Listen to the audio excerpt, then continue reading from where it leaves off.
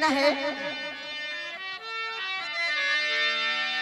हे सुंदर हम बानी क्या करल काम बानी, पूरे पटीदारी में नंबर 1 बानी, ससुर में मिले लाखरवा तू तल्ला।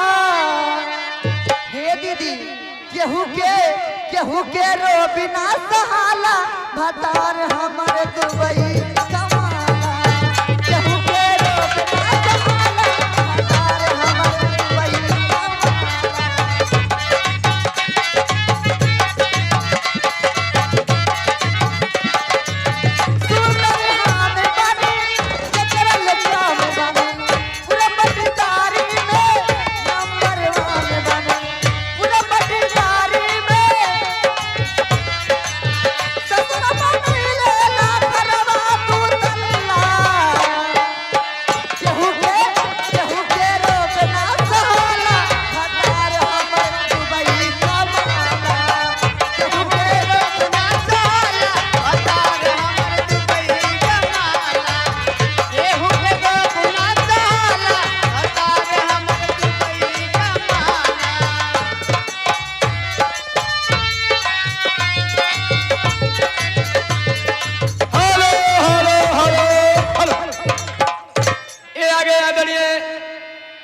हमारे मान सम्मान जी की तरफ से ये बोझोस चलकर आए हैं, समर सिंहपुर बोझोस चलकर आए। 20 रुपए में से 10 रुपए का पुरस्कार करते हैं बब्बू जी की तरफ से 10 रुपए का पुरस्कार है। समिति की तरफ से, पार्टी की तरफ से महाभाव को हार्दिक स्वागत वंदन अभिनंदन करती है।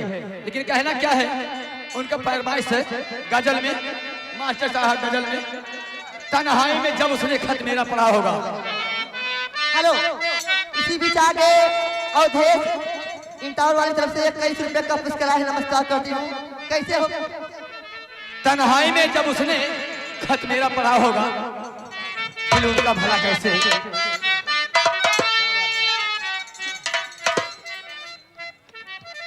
और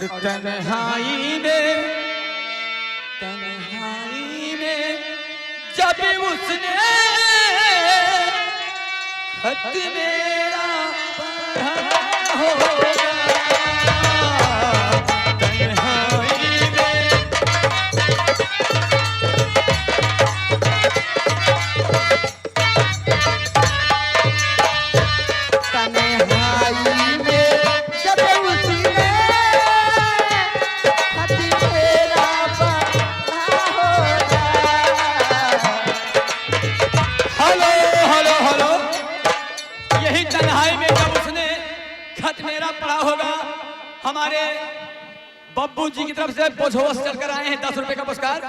लेकिन कैसे तन्हाई में जब उसने खत मेरा पढ़ा होगा, तन्हाई में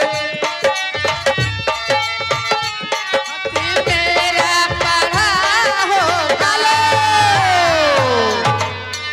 ये चुनरिया ले ले चुनरिया ले ले आई हाँ, चुनरिया ले ले आई हाँ।